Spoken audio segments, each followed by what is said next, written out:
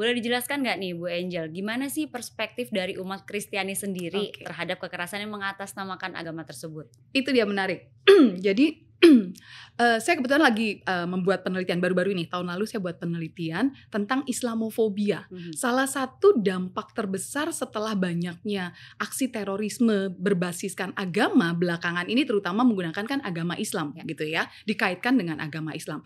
Sehingga dan yang menjadi korban kalau di Indonesia, walaupun kalau boleh saya bilang ya, terorisme tidak hanya pada satu agama tertentu gitu, pada agama apapun. Di India yang menjadi kelompok radikal, kelompok terorisnya tentu saja mereka yang beragama Hindu gitu ya. Di Myanmar, Thailand yang menjadi pelaku aksi teroris itu kelompok beragama Buddha, dan bahkan rahib-rahibnya Buddha itu menjadi pemimpinnya gitu ya. Dan umumnya di mana agama itu menjadi mayoritas, disitulah kelompok radikal, kelompok terorisme berbasiskan agama itu. Kalau menurut Bu Angel nih, ada upaya pencegahan seperti apa sih dalam lingkungan kampus gitu untuk bisa supaya mahasiswa-mahasiswa ini tidak terpapar gitu Bu? Yang menariknya kan kalau di kampus kami ya mungkin bukan terpapar radikal agama gitu ya, Universitas Kristen Indonesia, walaupun sebenarnya banyak juga sih radikalisme Kristen gitu juga ada, tapi di kampus kami sih tidak terlihat.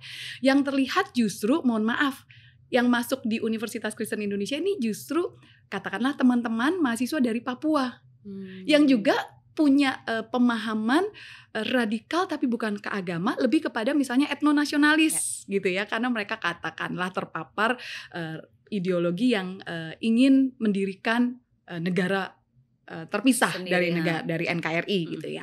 Nah, tentu pendekatannya berbeda dengan kalau yang terpapar agama tadi ya. Nah, teman-teman Papua ini mereka sangat religius dalam hal agama Kristen. Jadi kalau saya pendekatannya sama seperti tokoh-tokoh agama gitu, saya pendekatannya pakai ayat-ayat agama, mereka langsung tersentuh dan mereka langsung terbuka gitu. Iya Kak, karena begini, pemerintah sepertinya tidak memperhatikan begini. Oke, kalau gitu saya baca mereka punya skripsi, dan disitulah saya mencoba untuk mengembalikan pola pikir mereka. Kamu inget ya, biar bagaimanapun, karena banyak teman-teman mahasiswa ini kuliah di UKI dapat beasiswa dari pemerintah. Kamu nih dibiayai oleh pemerintah gitu ya. Ada beasiswa adik misalnya. Terus masa kamu kemudian menganggap pemerintah tidak adil ke kamu gitu ya, dan lain sebagainya.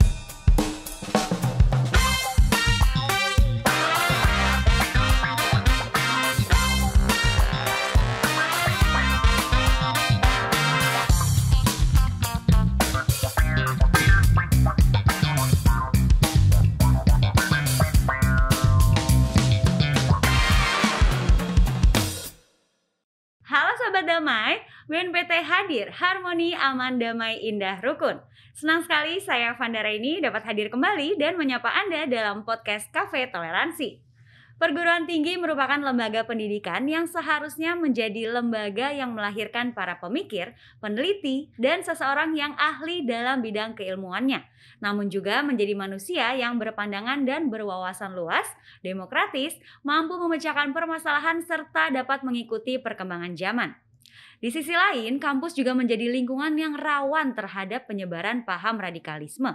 Lingkungan kampus terindikasi menjadi tempat yang strategis bagi kelompok-kelompok radikal untuk mendoktrin para mahasiswa yang tidak memiliki latar belakang keagamaan yang kuat. Kemudian hal tersebut yang dimanfaatkan oleh kelompok radikal untuk merekrut calon anggota baru. Lalu apakah kampus sebagai lembaga pendidikan terkait cukup menyadari isu tersebut? Nah, di episode Cafe Toleransi kali ini kita kedatangan seorang dosen cantik dengan penampilan yang elegan.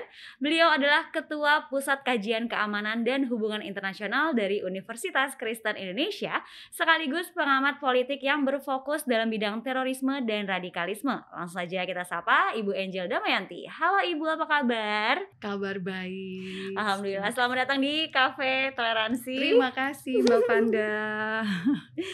Oke Sobat Damai, dan seperti biasa di setiap episodenya kita selalu menerapkan protokol kesehatan yang ketat dan juga sudah melakukan vaksin booster. Jadi saya persilakan untuk membuka masker Ibu Angel. Saya buka ya. Oke, langsung nih kita ngobrol-ngobrol di sini ya. Sebelum saya tanya-tanya tentang tema hari ini nih, Bu Angel, saya mau tanya tentang Ibu Angel dulu nih. Silakan, apa yang mau ditanya nih?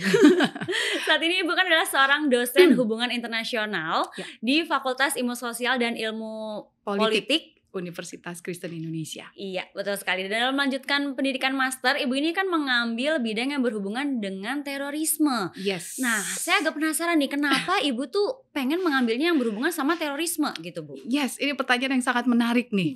Ini pertanyaan yang mendasar. Terus terang pada saat saya kuliah gitu ya, teman-teman saya kalau bukan tentara, polisi, atau kementerian-kementerian dari berbagai negara, karena waktu itu saya kuliah di Singapura, itu yang kaitannya dengan terorisme. Saya sendiri satu-satunya perempuan dan sipil yang tidak berkaitan dengan terorisme gitu. Tapi saya sangat menikmati kelas tentang terorisme.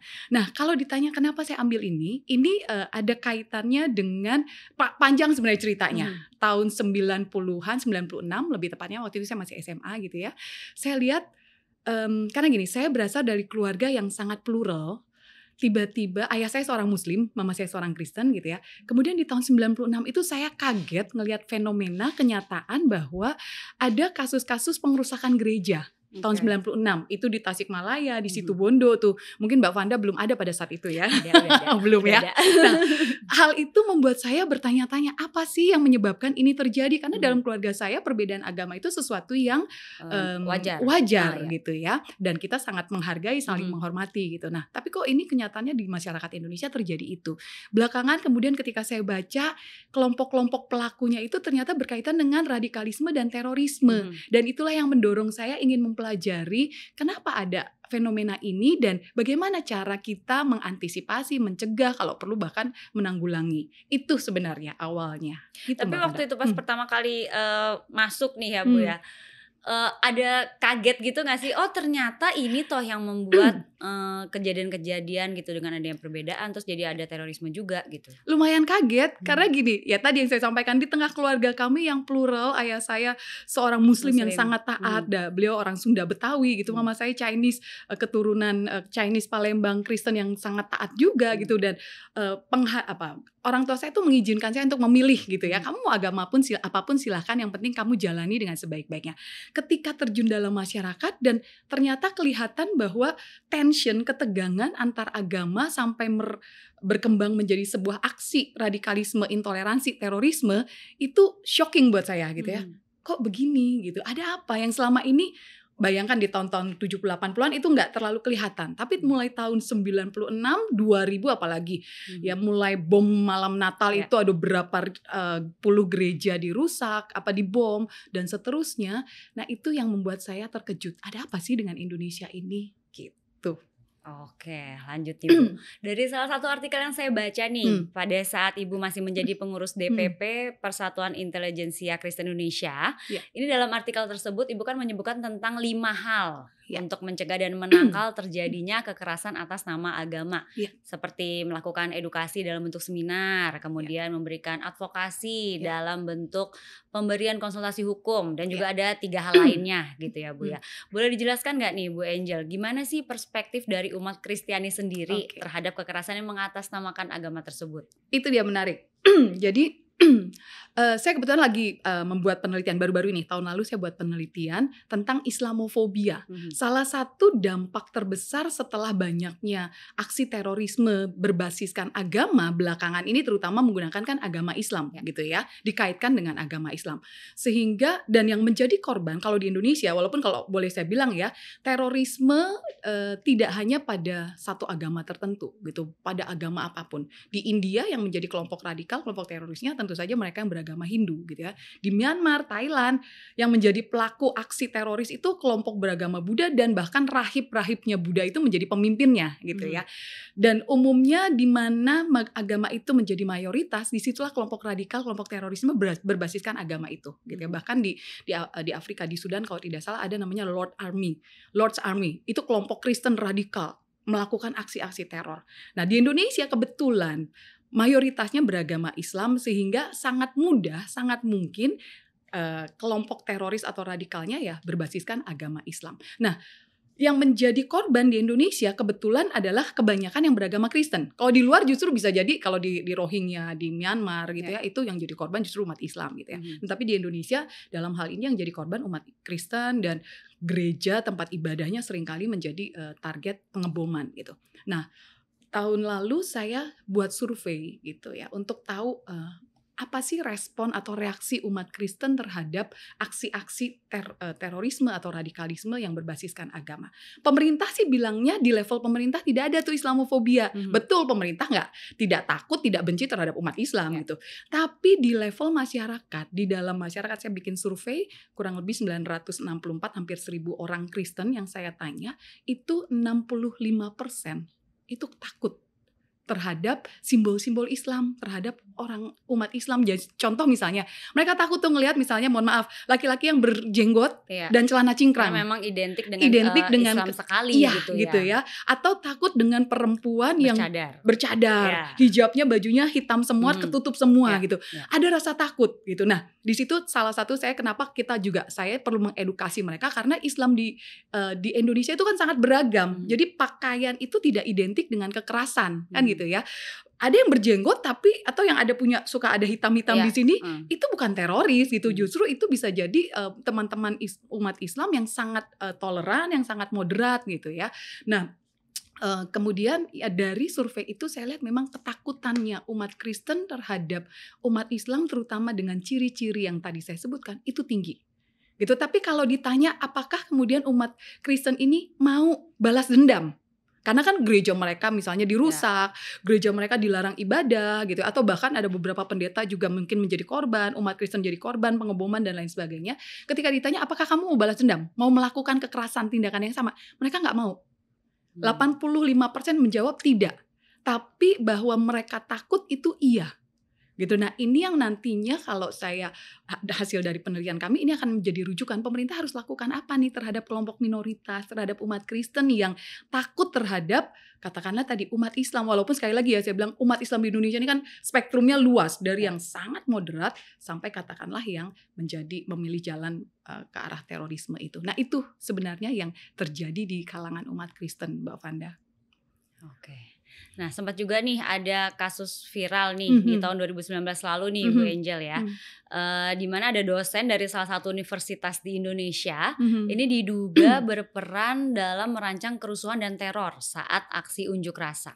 Karena hal ini, Menteri Riset, Teknologi dan Pendidikan Tinggi Muhammad Nasir pada saat menjabat dulu mengatakan seluruh universitas-universitas yang ada di Indonesia melakukan profiling terhadap dosen. Nah, kalau menurut Bu Angel, profiling seperti apa yang harusnya dilakukan oleh universitas terhadap para dosen ini, Bu? Oke, menarik. Nah, kalau kita bicaranya universitas itu swasta, tentu masing-masing punya kebijakan gitu ya. Tapi kalau ini perguruan tingginya negeri, tentu pemerintah harus membuat semacam aturan gitu ya. Dan ini tugas dari Kementerian Pendidikan Tinggi mungkin ya, atau juga saya nggak tahu, mungkin Kementerian Kementerian Agama juga kalau dikaitkan, karena ini banyaknya agama gitu ya. Walaupun sebenarnya terorisme tidak harus melulu berkaitan dengan agama, ada juga yang tentang politik. Nah, paling tidak profiling dalam pengertian saya pikir tes masuk sebagai dosen tuh udah ada gitu ya. Syarat-syarat minimal dia sekolah S2, S3 pendidikan dan lain sebagainya itu udah ada gitu ya. Tapi kan memang bicara tentang ideologi itu nggak gampang terlihat gitu ya. Seseorang bisa contoh misalnya terlihat sangat baik gitu ya. Contoh sebenarnya gini, pelaku teroris pengeboman bom London tahun 2005 kalau tidak salah ya, 2005 atau 2007, itu adalah seorang guru anak-anak berkebutuhan khusus. Yang artinya sangat bisa diterima oleh masyarakat sekitar. Gitu. Artinya tidak ada profiling yang menunjukkan ciri seseorang itu radikal atau pelaku teror gitu. Hanya dengan melihat perilakunya itu memang tidak mudah. Nah, mungkin yang paling penting adalah yang bisa dilihat adalah tentang toleransinya dia. Kemampuan dia bisa menerima perbedaan gitu ya, karena radikalisme, terorisme itu diawali dari intoleransi kok. Intoleransi bukan hanya semata-mata agama ya, tapi tidak mampu menerima atau tidak bisa menerima perbedaan pola pikir orang lain dan selalu merasa diri paling benar.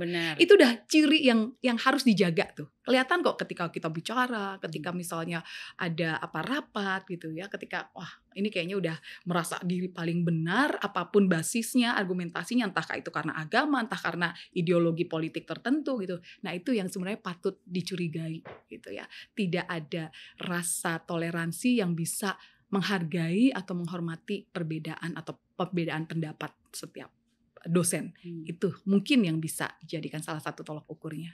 Atau mungkin juga kalau kita profiling dosen nih mungkin ya Bu ya, pada saat wawancara atau saat kita ngobrol dengan calon dosen tersebut gitu kan, kayaknya sehat-sehat aja nih, tapi kan bisa aja nih pada saat waktu berjalan tiba-tiba mungkin beliau ini direkrut atau diajakin sama stranger lain di luar sana pada saat di luar jam-jam mengajar, pada saat mungkin kondisinya lagi lengah gitu ya, mungkin moodnya juga lagi jelek gitu kan, tiba-tiba yaudah deh ikut gitu. Nah, mungkin satu hal yang perlu dicek kalau bisa bicara tentang kepribadian itu ada psikotes pastinya gitu ya. Dosen tuh pasti ada itu juga gitu ya. Saya lupa namanya, ada MDPI atau apalah, tes-tes yang untuk bisa melihat ini orang karakternya, kepribadiannya seperti apa. Dan orang dengan karakteristik tertentu ya secara psikologis itu memang bisa terlihat nih. Ada orang-orang, jadi gini, pernah ada satu penelitian yang melihat membuat karakteristik teroris-teroris gitu ya secara internasional, termasuk dia meneliti juga yang pelaku teroris bom Bali gitu ya. Kenapa seseorang, katakanlah dia kakak beradik 5 orang, tapi yang menjadi pelaku teroris itu hanya 1. Padahal dia dibesarkan dalam keluarga yang sama, orang tua yang sama, pola didiknya, pola asuhnya juga mungkin bisa jadi sama gitu ya, makannya juga mungkin sama gitu, sekolah di tempat yang sama, tapi kenapa yang 1 ini melenceng, yang 4 normal-normal aja gitu ya, biasa-biasa saja, Islam yang mainstream seperti biasanya gitu ya. Nah di situ ada kondisi misalnya kepribadian dia yang mungkin kalau orang bilang ada introvert, ekstrovert gitu, ambivert, ditambah misalnya ada orang-orang yang dengan kepribadian tertentu ketika dia menghadapi masalah caranya berbeda, menanganinya sendiri tertutup gitu. Nah, hal-hal seperti ini yang mungkin memang case by case gitu ya. Jadi kalau tadi Mbak Fanda bilang ada dosen yang ketika lagi normal ya baik-baik aja, tapi ketika dia ada masalah dia tertutup, kemudian mungkin ketemu guru agama atau teman ngobrol tentang religius, tentang agama yang membuat dia kemudian berbeda dari yang lain. Nah ini yang memang perlu agak hati-hati. Ditambah lagi misalnya secara psikologis ketika seseorang kecewa, itu juga bisa menjadi pemicu kenapa dia benci, kenapa dia pingin balas dendam, kenapa dia kemudian melakukan aksi-aksi yang dianggap radikal atau intoleran atau sampai aksi teror gitu ya. Nah itu memang case by case, kita nggak bisa pukul rata buat generalisir yang begini nih pasti akan jadi teroris, enggak, karena case by case, berkaitan dengan psikologisnya, berkaitan dengan kepribadian dia gitu Mbak Fanda. Jadi paling baik adalah memang harus ada support system, teman-teman yang saling memperhatikan nih, kelihatan ini dosen ini biasanya nggak begini, atau mahasiswa ini biasanya nggak begini loh, kok tiba-tiba dia jadi menyendiri, terpisah, atau nggak bisa menerima pendapat orang lain. Nah kalau ada ciri-ciri seperti itu harus sudah mulai dirangkul, didekati itu. Nah itulah ya Sobat Damai. Jadi kalau misalnya kita punya mungkin teman dekat atau mungkin dosen kita juga di kampus, siapapun lah gitu kan, orang terdekat kita, kalau memang kita melihat nih kayaknya ada perilaku yang berbeda nih, itu perlu kita peduli juga, mungkin kita tanya juga kabarnya gitu ya, mungkin betul. Ya Bu ya, mungkin lagi ada masalah gitu mungkin lagi kan, ada masalah gitu. Jangan daripada dia lari ke yang salah, mendingan kan katakanlah kita yang mungkin bisa sharing atau pernah punya pengalaman yang sama, kita bisa kasih jalan-jalan yang lebih lebih positif gitu, solusi yang mungkin lebih baik. Nah karena teman ngobrol itu perlu ya. Itu ya kan, itu dia, itu penting.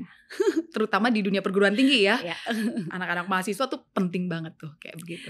Oke, nah kemarin juga sempat ada nih video viral yang beredar juga ya. Ada mungkin Bu Angel juga udah sempat ngelihat, ada seorang wanita yang sempat menerobos ke dalam area pintu istana negara, betul ya. Nah itu kan kemarin juga sempat disebutkan nih oleh Menko Polhukam Mahfud MD bahwa aksi yang dilakukan itu adalah bukti nyata bahwa paham radikal itu ternyata masih ada. Gitu ya. Lalu bagaimana tanggapan Bu Angel sebagai pengamat terorisme dengan adanya kejadian tersebut? Yes, yang saya lihat gini, radikalisme itu memang tidak bisa hilang serta-merta begitu saja. Artinya sekali lagi, radikalisme atau terorisme itu kan sebenarnya perwujudan sudah menjadi sebuah aksi gitu ya. Nah, menjadi sebuah aksi nyata itu tentu proses panjang. Entahkah misalnya gitu ya, dia memang dibesarkan dalam budaya keluarga yang punya nilai yang berbeda misalnya gitu ya, sehingga dia tidak bisa menerima perbedaan yang terjadi di dunia ini.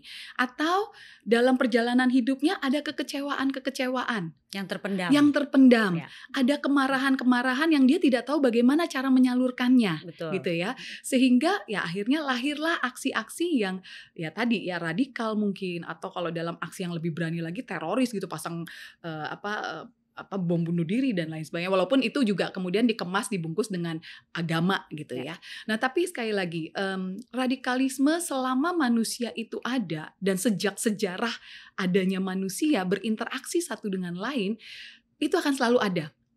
Radikalisme itu kan sebenarnya sebuah gerakan. Radikalisme itu ya kalau awalnya sejarahnya itu adalah sebuah kata yang netral gitu ya, yang mau menunjukkan sebuah atau ingin mengadakan sebuah perubahan. Ketika dia melihat keadaan di sekitarnya tidak seperti yang dia harapkan gitu ya, kemudian dia ingin mengubah keadaan itu gitu ya.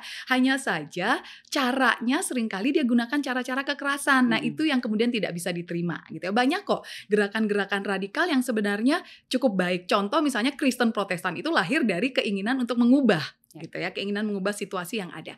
Nah perempuan yang tadi yang diceritakan oleh Mbak Vanda atau banyak kasus-kasus yang lainnya, ini memang masih harus perlu didalami gitu ya. Kenapa dia sampai melakukan hal itu? Kenapa dia katakanlah menjadi radikal, terpapar radikal? Sekali lagi walaupun radikalnya ini perlu didalami. Apakah hanya sebatas ideologi atau sudah sebuah keyakinan agama yang dia pegang betul gitu ya? Atau memang sudah sampai ada aksi-aksi kegiatan. Nah, kemungkinan besar adalah tadi ada faktor kekecewaan, kemarahan yang dibungkus dengan paling gampang menyetir emosi seseorang itu agama.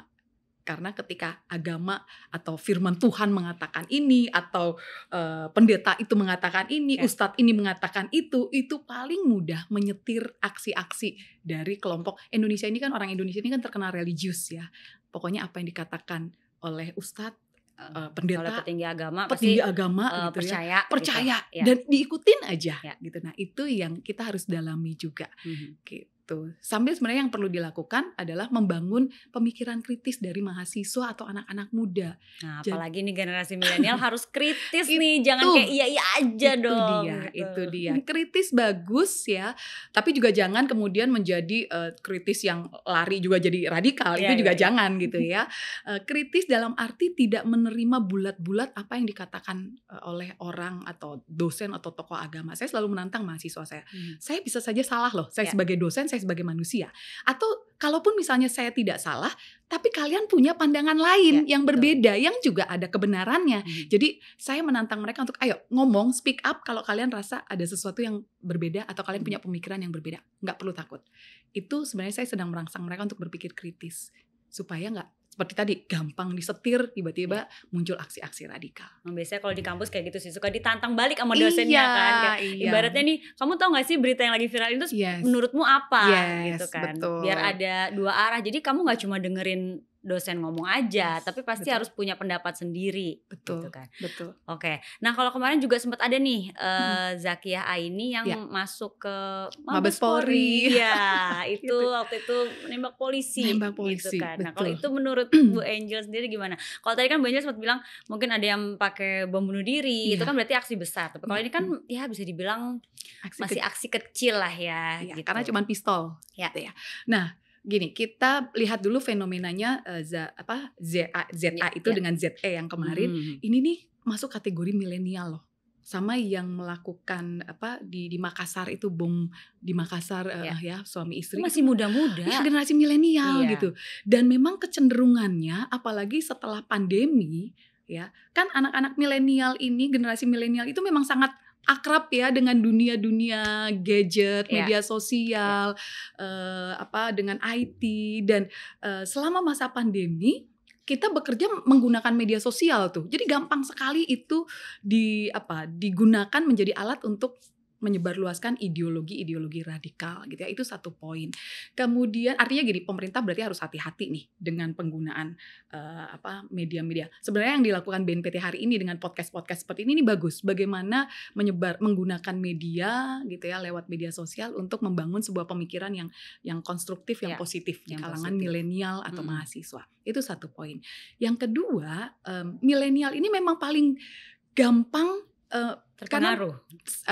Ya boleh dibilang terpengaruh, tapi boleh juga sebenarnya satu sisi saya melihatnya positifnya, mereka itu melihat fenomena sosial politik di sekitar mereka. Kalau mereka melihat ada sesuatu yang tidak benar gitu ya, anak-anak muda mahasiswa itu kan agen perubahan dibilangnya. Ya. Mereka lah yang diharapkan bisa mengubah situasi yang katakanlah hari ini tidak berjalan baik. Nah, milenial satu sisi bisa menjadi kekuatan tadi, bisa mengubah kondisi yang dirasa tidak baik gitu ya.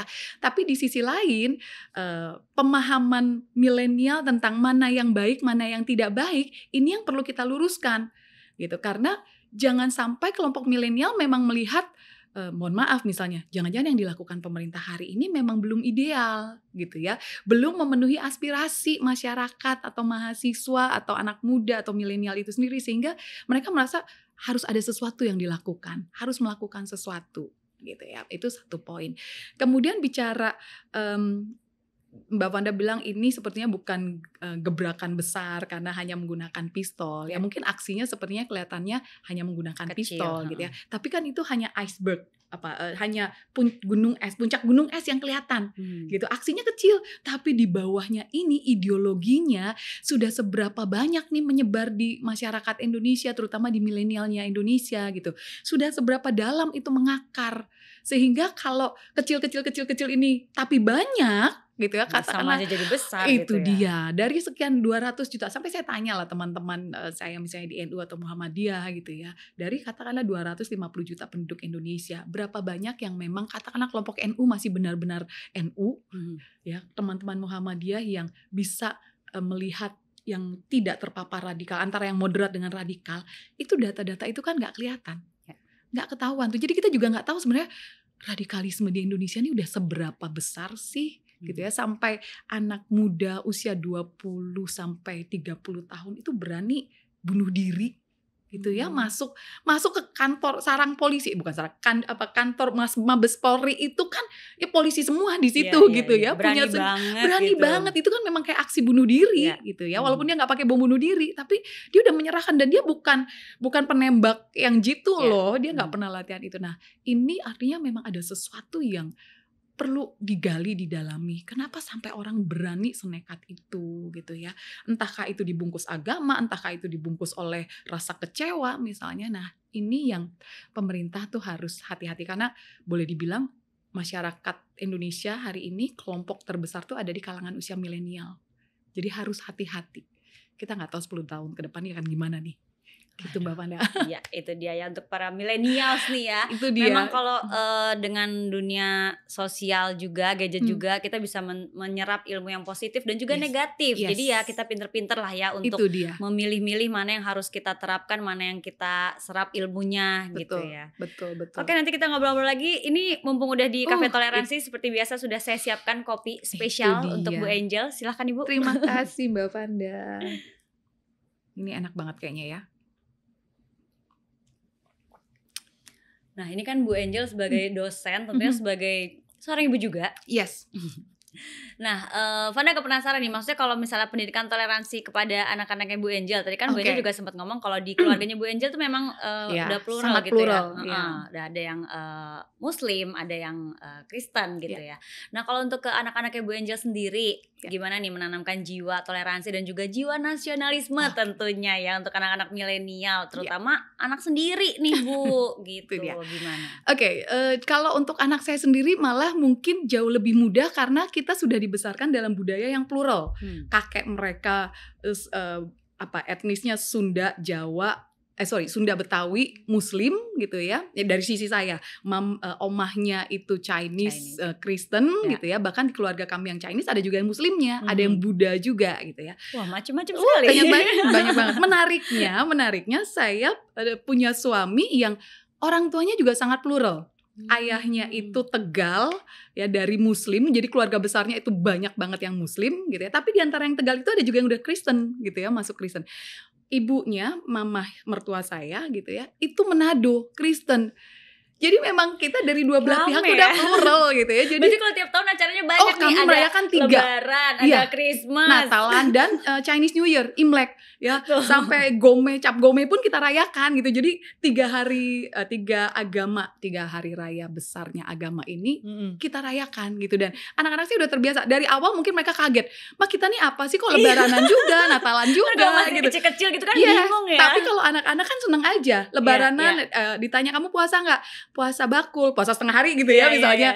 Tapi tetap dapat uang kan. Biasa kalau opahnya atau Angpau. kalau lebaran tuh dikasih ada uang-uang kalau karena puasanya apa sih? Ya bonus pol, lah ya. bonus gitu ya. Kalau Natal dapat hadiah Natal. Angpau, walaupun kata mereka kamu kan bukan Cina gitu ya, karena mukanya tuh udah nggak kelihatan Iya, Cinanya, iya, tapi tetap karena ikut dapat angpau ya. Jadi di situnya sih mereka bahagia, happy gitu ya. Tapi juga saya dan saya memasukkan mereka ke sekolah yang memang saya nggak mau hanya etnis tertentu atau agama tertentu. Jadi saya memasukkan mereka ke sekolah yang memang sekolah nasional dan semua agama itu dirayakan. Jadi mereka belajar misalnya tentang kalau pas Chinese New Year mereka lihat barongsai gitu ya. Jadi teman-teman yang merayakan Chinese New Year dengan yang tidak merayakan Chinese New Year sama-sama ngelihat gitu ya. Bahkan pas Lebaran puasa itu ada misalnya dikasih donasi ke mana panti asuhan gitu. Anak saya ikut dan biasanya kan organisasi siswa itu karena anak saya masuk di situ jadi mereka ikut terlibat. Nah, sekolah yang mengajarkan keberagaman jadi saya taruh mereka di sana. Kemudian saya juga sudah membangun persepsi bahwa jangan pernah melihat seseorang based on etnik atau agamanya.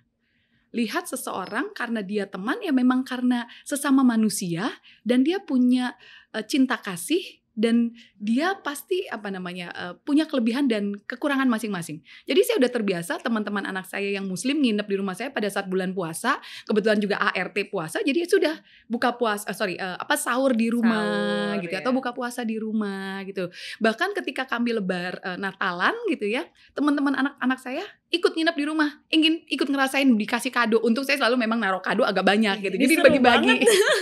Itu sudah artinya jauh lebih mudah gitu ya, karena keluarganya memang basisnya plural. Nah, ini yang mungkin perlu ditanamkan nih ke banyak teman-teman milenial atau orang tua, bagaimana bukan cuma sekedar membangun pluralisme gitu ya, tapi merayakan pluralisme.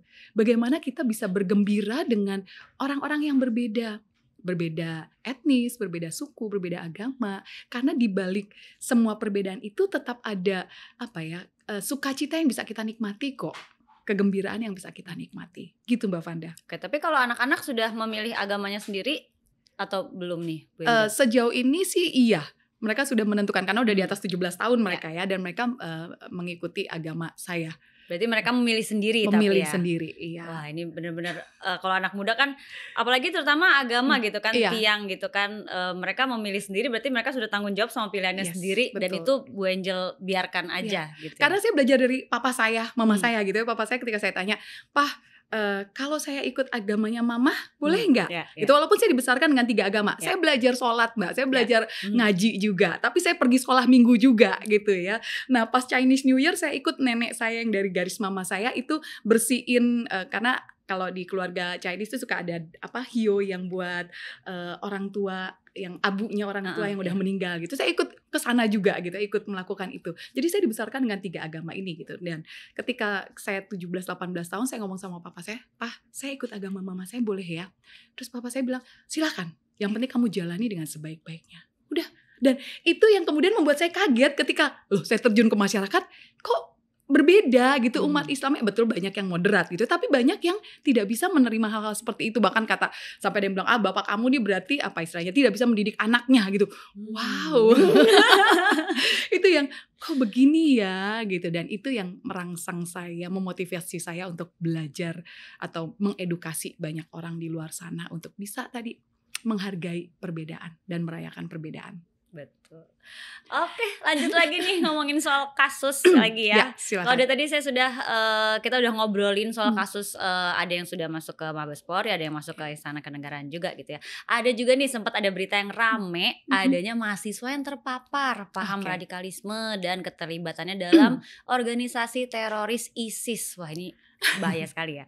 Nah, ini berarti penyebaran radikalisme ini cukup mudah menyasar generasi milenial, terutama anak-anak mahasiswa gitu ya di umur-umur segitu gitu.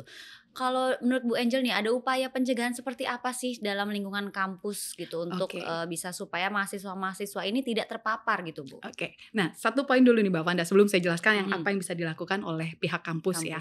Yang menariknya kan kalau di kampus kami ya mungkin bukan terpapar radikal agama gitu ya, Universitas Kristen Indonesia, walaupun sebenarnya banyak juga sih radikalisme Kristen gitu juga ada, tapi di kampus kami sih tidak terlihat. Yang terlihat justru, mohon maaf, yang masuk di Universitas Kristen Indonesia ini justru katakanlah teman-teman mahasiswa dari Papua yang juga punya pemahaman radikal tapi bukan ke agama, lebih kepada misalnya etnonasionalis gitu ya, karena mereka katakanlah terpapar ideologi yang ingin mendirikan negara terpisah sendiri, dari NKRI gitu ya. Nah, tentu pendekatannya berbeda dengan kalau yang terpapar agama tadi ya. Nah, mereka memang saya izinkan, bahkan saya tantang mahasiswa-mahasiswa yang Papua, kamu mendukung separatisme misalnya gitu ya, kamu mendukung Papua merdeka, tuliskan dalam esai kamu kenapa kamu mendukung itu dan mari kita diskusikan. Saya tantang, bahkan jadikan itu skripsi supaya saya lihat pijakan berpikirmu apa gitu ya, supaya kita bisa tadi kalau dia sesat berpikir kita bisa arahkan ya gitu ya. Nah, untungnya memang teman-teman ini apalagi waktu saya pernah jadi dekan gitu ya. Jadi saya ajak diskusi, untungnya mereka terbuka gitu ya. Tentu dengan pendekatan-pendekatan yang karena kebetulan mereka mahasiswa saya gitu ya, di kelas juga mahasiswa saya, dan kalau teman-teman Papua ini mereka sangat religius dalam hal agama Kristen. Jadi kalau saya pendekatannya sama seperti tokoh-tokoh agama gitu, saya pendekatannya pakai ayat-ayat agama, mereka langsung tersentuh dan mereka langsung terbuka gitu. Iya Kak, karena begini, pemerintah sepertinya tidak memperhatikan begini. Oke, kalau gitu saya baca mereka punya skripsi dan disitulah saya mencoba untuk mengembalikan pola pikir mereka. Kamu inget ya, biar bagaimanapun, karena banyak teman-teman mahasiswa ini kuliah di UKI dapat beasiswa dari pemerintah. Kamu nih dibiayai oleh pemerintah gitu ya. Ada beasiswa adik misalnya. Terus masa kamu kemudian menganggap pemerintah tidak adil ke kamu gitu ya, dan lain sebagainya. Nah, disitulah pendekatan-pendekatan yang bisa kita lakukan. Artinya satu, yang bisa dilakukan oleh pihak kampus ketika ada indikasi mahasiswa ini terpapar radikalisme, entahkah itu basisnya agama atau etnonasionalis kayak di kampus saya, yang satu memang pendekatan personal dulu, diajak bicara sambil kemudian kita arahkan pola pikirnya, mindsetnya dia. Entah kamu mau pakai ayat-ayat agama juga gitu ya, atau mau pakai basisnya kalau di kami pakai kalau tentang separatisme, berarti saya ajak juga dia berpikir tentang politik gitu ya. Itu satu. Kemudian yang paling penting adalah kampus itu harus punya kebijakan. Biasanya sejak awal mahasiswa masuk, mahasiswa baru itu sudah ada misalnya, kalau zaman saya dulu sih ada namanya P4. Sekarang kan udah nggak ada ya, penataran. Mbak Vanda pasti juga nggak dapat ya? Tahu, saya nggak dapat berarti ya. P4 itu apa ya? Pendalaman belakangnya tuh Pancasila lah pokoknya gitu ya. Sekarang udah nggak ada tuh. Itu terakhir kayak tahun 90-an gitu, tahun 2000-an.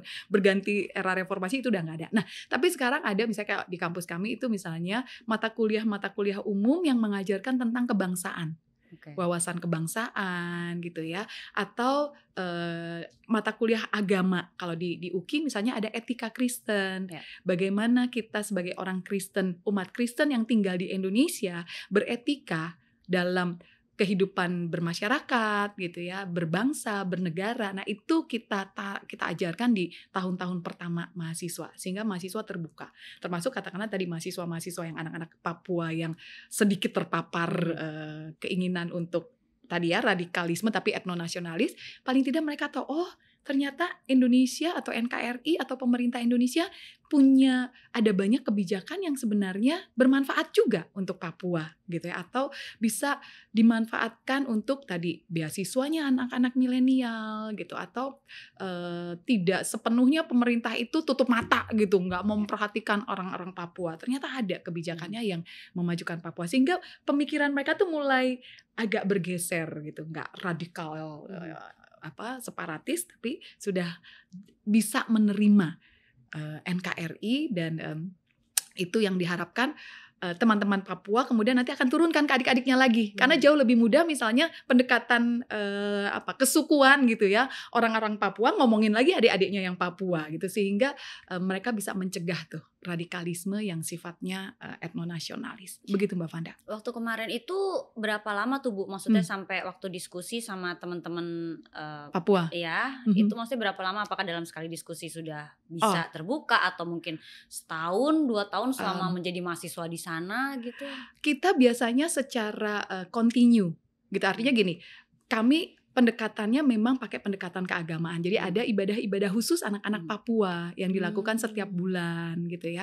Ada doa-doa yang istilahnya kalau kita tuh ada persekutuan doa gitu yang setiap minggu dilakukan di fakultas kami dan anak-anak ini kami undang. Terus kami ajak sharing, apa sih masalahmu? Nah, itu mereka cerita. Atau ada acara-acara khusus yang kami memang buat untuk menunjukkan, menampilkan budaya Papua dan anak-anak itu sendiri yang menari gitu. Anak-anak itu sendiri menyediakan makanan. Jadi mereka yang perform juga. Mereka yang perform, mereka nunjukin budaya mereka, bertemu dengan mahasiswa yang bukan Papua, supaya teman-teman Papua ini juga merasa oh saya diterima loh dengan teman-teman yang non Papua, bahwa kita ini satu bagian loh mahasiswa kampus gitu ya, sambil juga kita bagian dari Indonesia. Nah itu artinya memang harus continue gitu ya, waktunya nggak bisa saya bilang hanya setahun 2 tahun, tapi memang harus continue bertahap. Nanti yang udah lulus mereka nanti akan bisa mengkader adik-adiknya sambil kita juga terus membangun budaya tadi keberagaman di mahasiswa-mahasiswa baru. Dan bukan hanya dari Papua, banyak.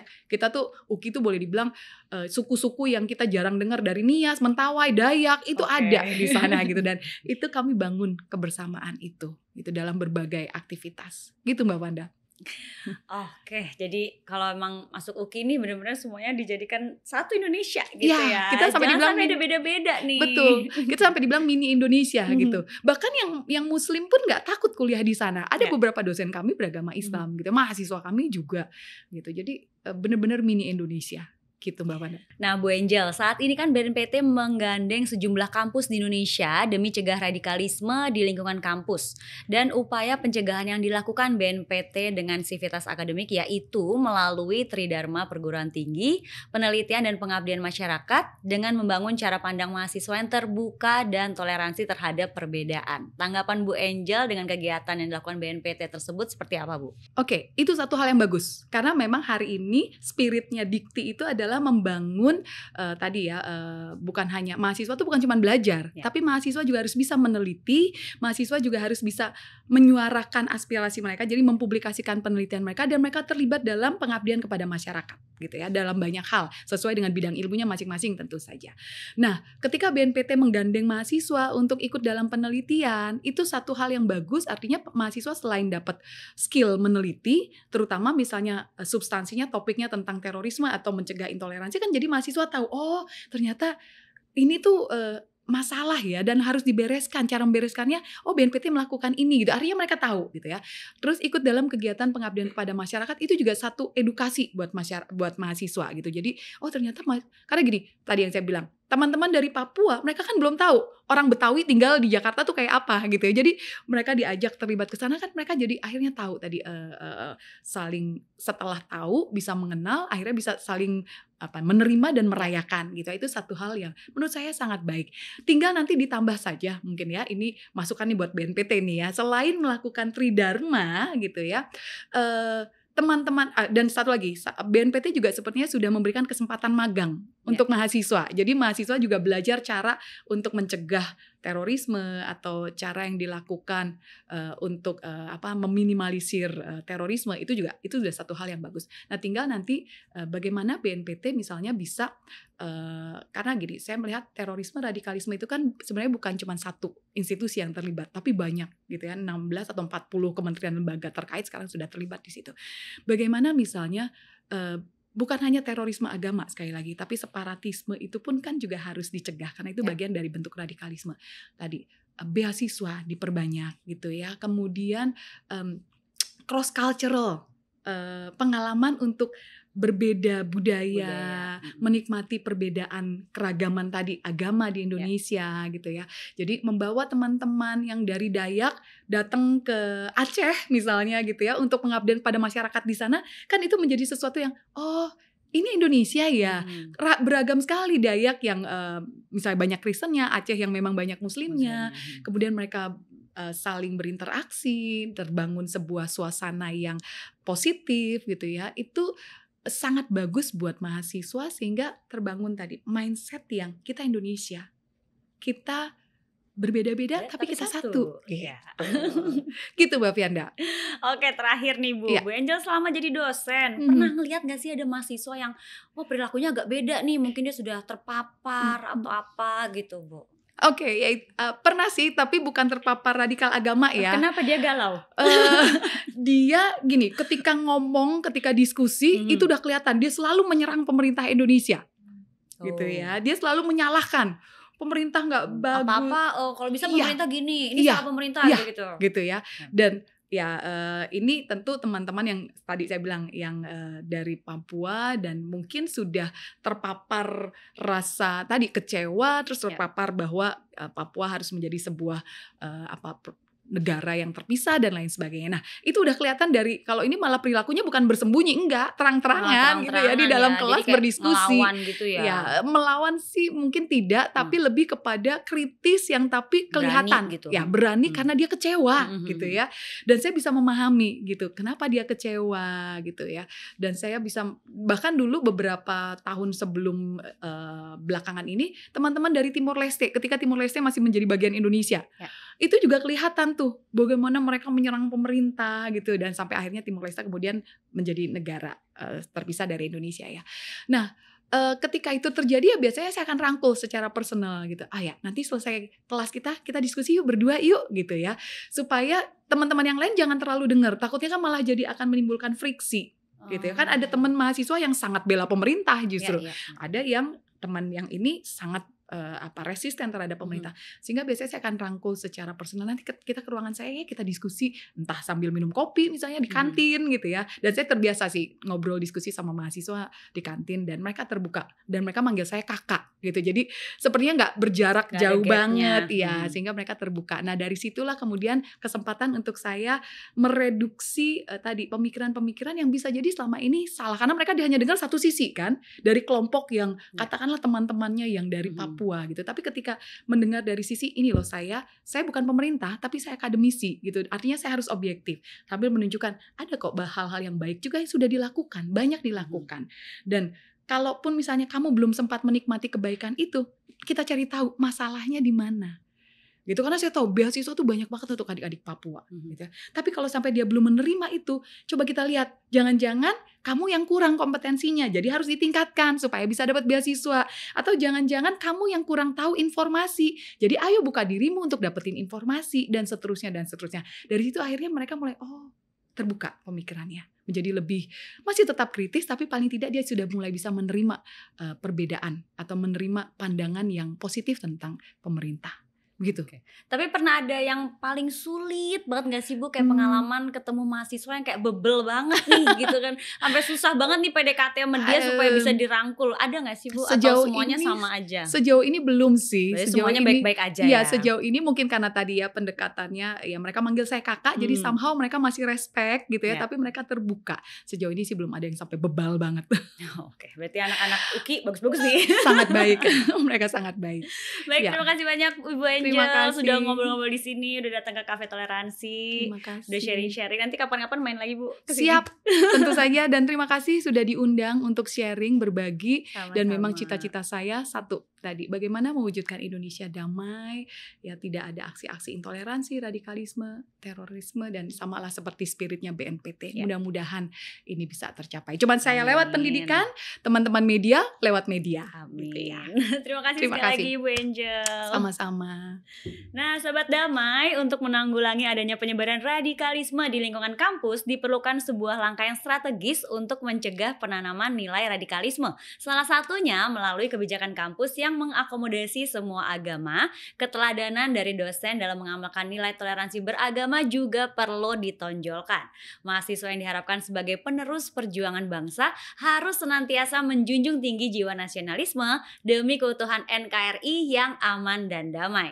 Akhir kata, saya Vanda Reni bersama dengan Angel Damayanti sebagai dosen dan pengamat radikalisme dan terorisme.